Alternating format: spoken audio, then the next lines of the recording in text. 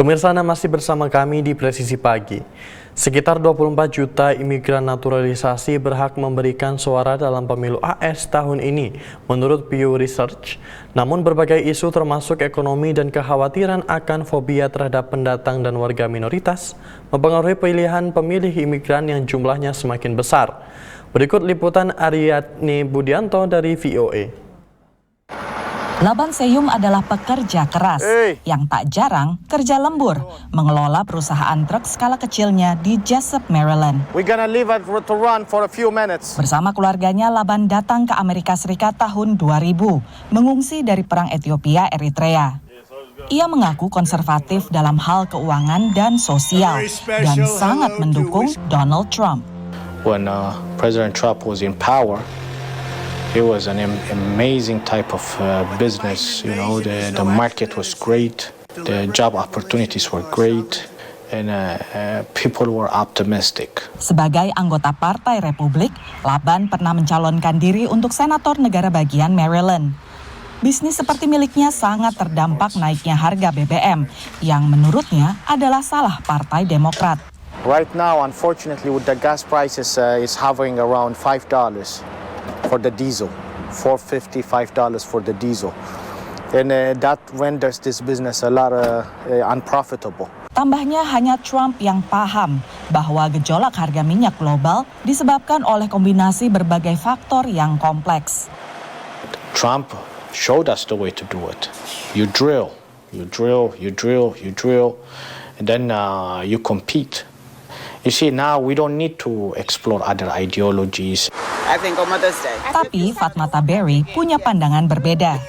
Ia bermigrasi dari Sierra Leone saat berumur 11 tahun. Sarjana hukum ini bekerja di lembaga pengorganisir komunitas dan hak-hak sipil dan adalah Direktur Eksekutif Dewan Akuntabilitas Polisi di Montgomery County, Maryland. Ia memilih Kamala Harris.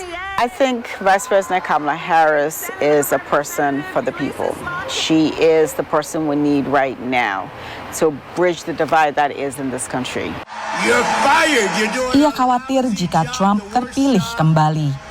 I am scared. The fear of immigrants is starting up again. The fear of Black and brown people is starting up again. And it's hard when the person on top is leading it. So everyone else feels comfortable. Menurut Pew Research, jumlah pemilih yang dinaturalisasi di Amerika Serikat mencakup 10% dari suara elektoral di Electoral College yang menjamin kemenangan seorang kandidat presiden di Pilpres Amerika Serikat. Jumlah pemilih yang imigran ini biasanya mayoritas adalah warga yang sudah menetap di Amerika Serikat selama 20 tahun atau lebih.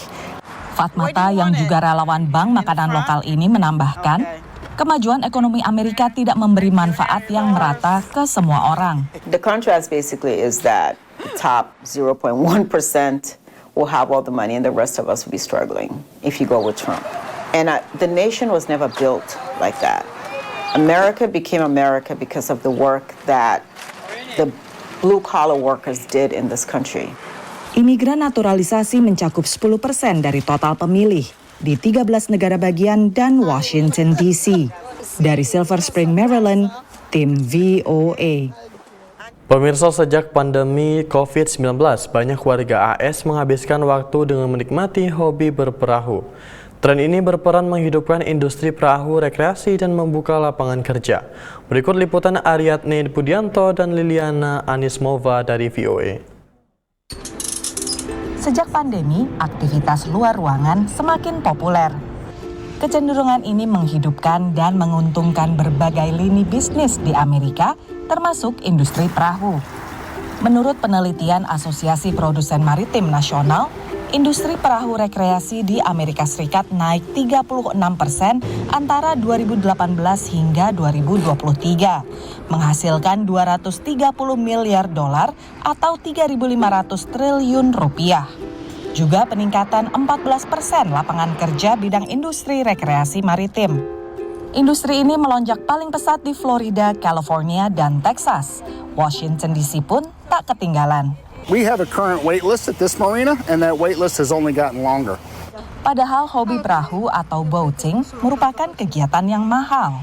Tergantung gede besarnya perahu kita sih. Kalau yang Aji kan 19 feet, itu bayarnya $200 lah sebulan. Tapi kalau yang lebih gede itu perahunya bisa sampai $600 per bulan. Itu $600 buat nyimpen boat di marina aja. Belum maintenance-nya tiap tahun. Kalau punya boot itu ada aja yang harus dibenerin lah. Setahun itu 2.000 lah, kita ngeluarin 2.000 untuk maintenance aja ya. Untuk parkir di Columbia Island Marina misalnya, biayanya antara 2 hingga $10.000 per tahun berdasarkan panjang perahu. Tapi bisnis tetap ramai. We operate 3 marinas and 6 boathouses in the Washington metropolitan area, all on the Potomac River. And since even before the pandemic, we've seen growth as much as 10 to 15% per year. Menurut Aji, kemudahan akses marina di wilayah Washington DC dan sekitarnya menjadi salah satu alasan mengapa ia memilih punya perahu. Pertama di Indonesia dulu suka mancing gitu, pas kita di Amerika sekarang ada kesempatan untuk mempunyai boat. Kayaknya enak gitu punya boat sendiri gitu. Nah, jadi kalau kita mau keluar ke laut nggak harus dibawa, tinggal kita ke marina langsung aja gitu. Industri ini pun bermanfaat bagi siswa SMA atau kuliah yang bekerja paruh waktu selama libur musim panas. Mengasah keterampilan baru sekaligus hasilkan cuan. Getting out in nature and being able to relax, getting away from the screens that everybody's so addicted to just experience beautiful weather. Menurut Aji, tak sedikit teman sesama pemilik perahu yang memilih tinggal di air.